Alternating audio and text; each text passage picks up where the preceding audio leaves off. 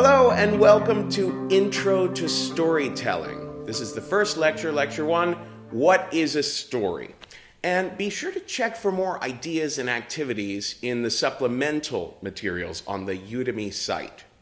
I'm Kevin Allison, founder of the school The Story Studio at thestorystudio.org and host of Risk, the live show and podcast where people tell true stories they never thought they'd dare to share in public. Now, this workshop is perfect for people who might want to tell 6-minute, 10-minute, 20-minute stories at shows like Risk or The Moth, but working on this kind of personal storytelling will in fact make you more skillful at communicating in any creative or social outing.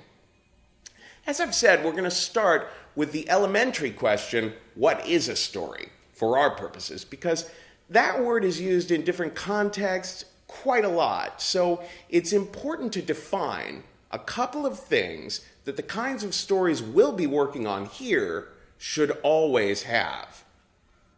You've probably read a lot of personal essays or heard a lot of stand-up comedy routines where the author took a thesis statement and then riffed on that idea with a series of examples that illustrate it, like, what's the deal with airplane food? The portions are so small, and do people really like that much salt on their peanuts? And of all the nuts they give you, why are they always peanuts?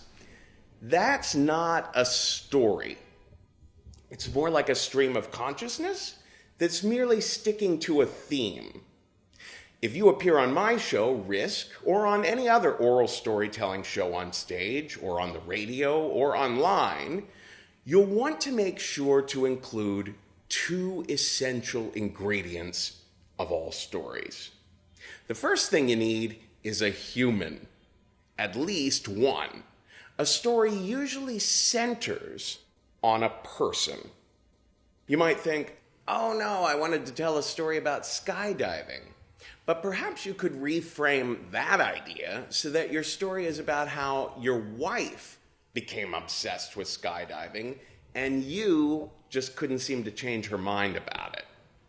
Now, in both of those reframings, people are having felt experience. People are reacting to incidents, taking actions, connecting with each other, witnessing incidents, having thoughts and feelings about these experiences all along the way.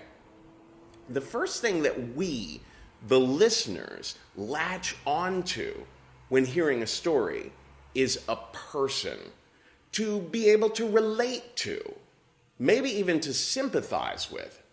The person who is making most of the choices, taking most of the actions, engaging in most of the interactions we're following is called the protagonist. She's like the driver of the car, and the story is like the road trip. And for most personal stories, the protagonist is also the narrator. There are some exceptions where another character is doing most of the doing, and the narrator is mostly observing and reacting to the more protagonistic character, like that example story of how your wife became obsessed with skydiving, and then you just couldn't seem to convince her otherwise. But either way, we're drawn into a story first by people having felt experiences.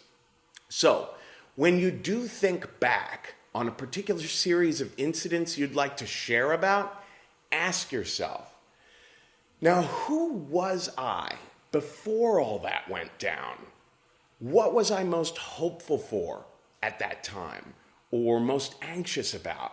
Was there a belief or a habit or a mood or a memory that I was preoccupied with that affected how I moved through those events? And if those events might be similar to events I've heard other people talking about before, how was I different from most people? What were the voices in my head saying that were only my values talking, pushing and pulling me this way and that? And by the end of the experience, was I even just a little bit changed? Did I end up seeing things from a slightly different perspective? Or was I maybe just in a slightly different mood? And if your wife is more the protagonist of the story, and you, the narrator, are more the observer and the sidekick, you can ask all those same questions about both of you. Now, the second essential ingredient in a personal story was already hinted at when I mentioned your changing moods before. The second thing that listeners latch onto is an emotional through line.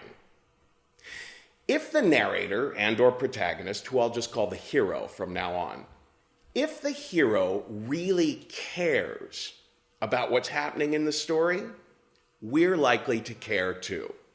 If you can illustrate how depressed you were in the beginning, how frightened you were in the middle, and how euphoric you were at the end, we listeners are likely to have a satisfying emotional experience as well. Most good stories have what we call high stakes. The hero is convinced that there's something of value that might be lost, or something of value that might be gained, depending on how this story unfolds.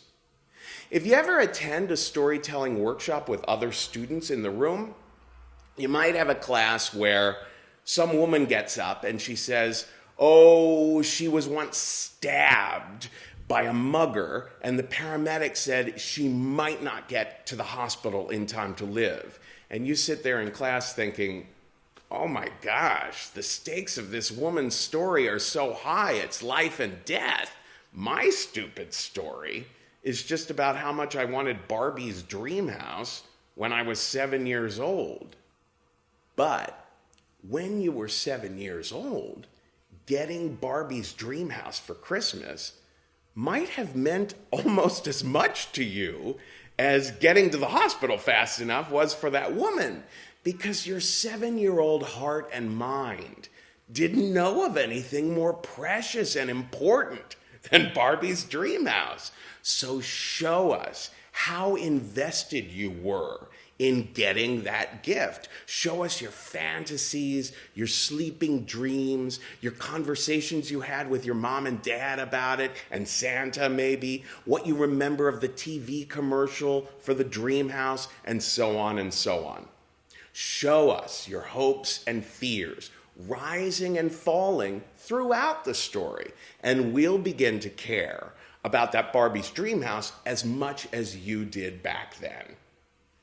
In most stories, the hero is in one emotional plane at the beginning, and then he or she lives through some incidents, and those incidents, they kind of complicate or intensify that emotion, and the hero arrives at a slightly different emotional plane at the end. So it's not just the character of the hero that we latch onto as a traveling companion to relate to during the story.